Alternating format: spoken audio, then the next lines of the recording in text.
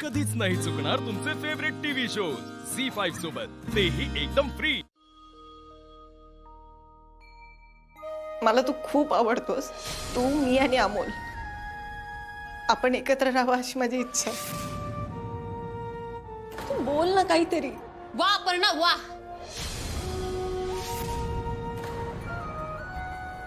माझ्या माघारी अर्जुनला फितवतेस तू। तिला जे काय वाटतं ते फक्त तिने सांगितलं। तू फितवते कसले शब्द वापरते? ठीक आहे, आज इथे माझ्या समोर तू हिला हिच्या प्रश्नाचं उत्तर दे। काय झालं अर्जुन? थांबले मी ऐकायला। अर्जुन बोल म्हणतेय मी। नाही, आप्पे आपण नाही येऊ शकत परत मला आज कळले, अरे आप्पीच तुला, अमोलला आणि आपल्या घराला चांगलं सांभाळू शकते। अरे ज्या अमोल सारखं देखणं भविष्य समोर असताना तू का डोक्यात मागच्या गोष्टी घेऊन बसलाय हेच कळना झाले बघ मला।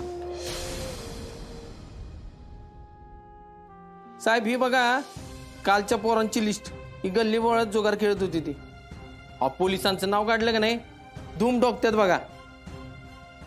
अहो साहेब, अहो ही सगळी कामगिरी नाही एकट्याने केली, विजय पांडुरंग चिंचुके यांनी। ही घ्या। हा ठीक। काय साहेब, मी एवढं सगळं सांगतोय आणि तुम्ही फक्त ठीक आहे। साहेब अहो काय झालं?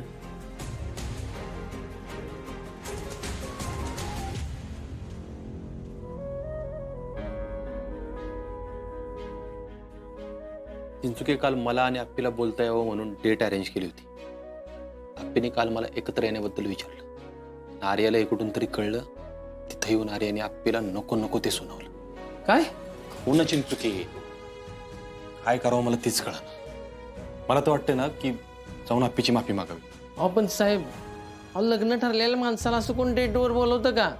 आणि अपर्णा मॅडमच्या अशा वागण्यामुळं आर्या मॅडमची चिडचिड होईल, नाहीतर काय होईल सांगा की? चुके आप्पी फक्त तिचं म्हणणं मांडत होती। अहो पण त्यामुळं आर्या मॅडम पण सगळ्या गोष्टी चुकीच्या जाणार नाहीत का? मी आर्याला चुकीचं म्हणतच नाही चिंचुके, पण तिने आप्पीला एवढं नाही बोलायला पाहिजे। साहेब लहान तोंडी मोठा घास घेतोय। त्यांनी तुम्हाला एकट्याला डेटवर बोलून मागणी घालायला नव्हती पाहिजे होती। आणि तुमचा साखरपुडा झालाय हे माहीत असून सुद्धा त्यांचं असं वागणं बरोबर आहे का सांगा की? चिंचुके आप्पीला तिचं नातं टिकवण्यासाठी प्रयत्न करण्याचा पूर्ण अधिकार आहे आणि आर्याने माझ्यावर विश्वास ठेवणं गरजेचं होतं। आणि असंही हे सगळं कदमांनी अरेंज केलं होतं, आप्पीने नाही। काय? विनू काकांनी? बिचारे आप्पी, तिने अमोलसाठी आर्याचं एवढं सगळं ऐकून घेतलं। हे बघ चिंचुके, आपण जिथं चुकलो ना तिथं माफी मागितलीच गेली पाहिजे। साहेब जर तुम्हाला तसं वाटत असेल ना, तुम्ही डायरेक्ट अपर्णा मॅडमला जाऊन सॉरी म्हणा आणि विषय संपून टाका। चिंचुके, पण आप्पी परत पहिल्यासारखी वागल का नाही माझ्याशी, मला ह्याची भीती आहे रे। लय दुखावली गेली आहे ती।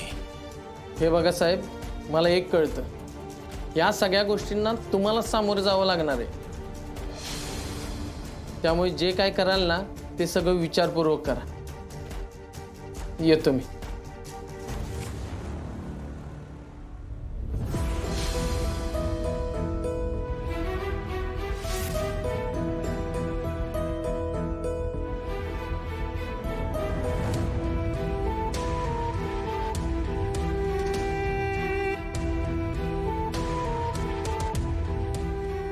अर्जुनला अप्पीबद्दल खरंच काहीतरी वाटतंय ना, एवढं मात्र नक्की। अर्जुनवरती आता भरोसा करता येणार नाही, हे लवकरात लवकर थांबवावं लागेल।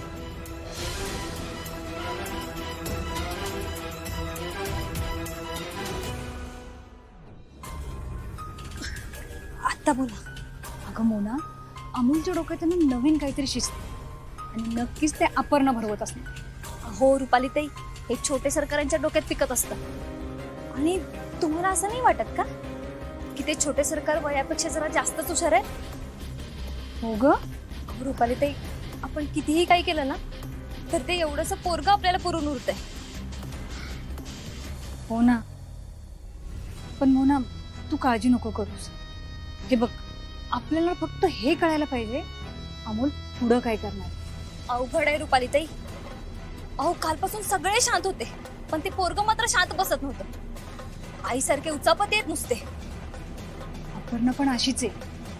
म्हणजे एकदा का एखादी गोष्ट तिने ठरवली ना, मग काही झालं ना तरी ती पूर्ण करतेच. हो ना. अहो, कालपासून कुणीही एकत्र नाहीये. पण आता हे छोटे सरकार आता काय नवीन करतील ह्याबद्दल सतत काळजी वाटतेय मला. कळेल मोना, कळेल. फक्त थोडा धीर. नाही रुपाली ताई, अहो तुम्हाला माहित नाही हो, मोठ्यांमध्ये कितीही भांडणं झाली ना तर ते एवढंसं पोरगं एका मिनिटात सगळं मिटवू शकतं. पावसाने चांगलाच जोर पकडलाय हो. हो मॅडम. रायगडावर ढगफुटीची बातमी वाचली मी, मला घाबरायलाच आलं. पण आपण सुरक्षेची सगळी काळजी घेतलीच आहे. आणि निसर्ग म्हटला की तो कधी कधी सुखावतो, तर कधी कधी माणसाला त्याची कृत्याची शिक्षा देतोच. पण लोकांना सांगा, गरज असेल तरच बाहेर पडा म्हणा. आणि जोवर रेड अलर्ट आहे तोवर कुठे बाहेर फिरायला जाऊ नका. हो मॅडम. प्रशासनाने खबरदारी म्हणून शाळा कॉलेजना सुट्टी जाहीर केलीच आहे. गुड. मला वाटतं 1-2 दिवसात परिस्थिती पूर्वपदावर येईलच. येईल आणि आलीच पाहिजे. येस. शाळेच्या GR ची फाईल मी सही केली. Okay, thank you. Gaytode. Yes sir.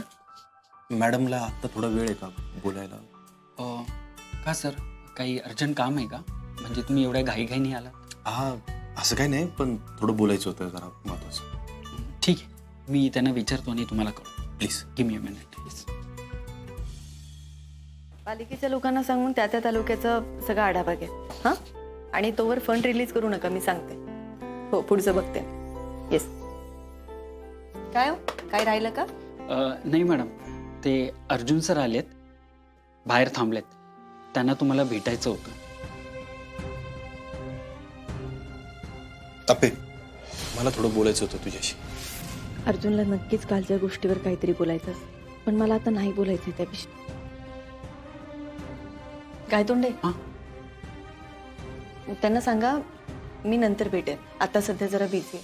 पण मॅडम. काय तोंडे? अहो, कामाचा खरंच खूप लोड आहे आणि कामाच्या बाबतीत मला ऍडजस्टमेंट नको आहे. त्यांना सांगा बिझी आहे, नंतर बोले. ठीक आहे मॅडम, थँक्यू.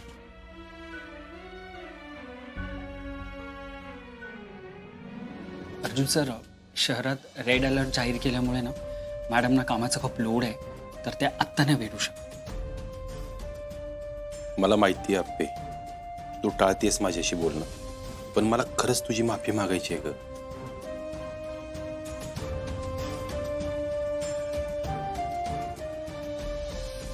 सर. हां हां, बोला की. काय झालं, तुमच्या दोघात काही झालंय का? नाही, ते थोडं. काय थोडं? म्हणजे आम्ही. तुम्ही.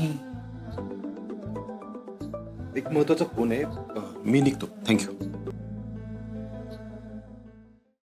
झी5 ॲप डाउनलोड करा आणि पहा सर्व एपिसोड्स एकदम फ्री.